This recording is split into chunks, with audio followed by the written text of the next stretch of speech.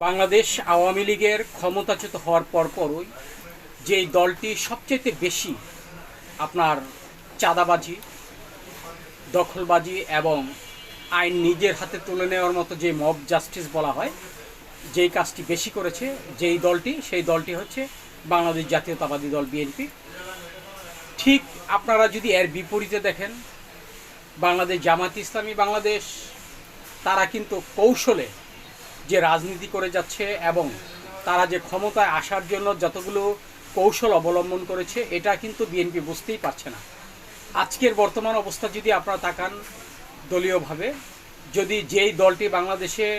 এই আপনার নির্বাচনের জন্য সবচেয়ে বেশি প্রস্তুতি নিয়েছেন এবং যেই দলটি বর্তমানে এই নির্বাচনী প্রচারণায় সবচেয়ে বেশি এগিয়ে, সেই দলটি হচ্ছে জামাত ইসলামী বাংলাদেশ।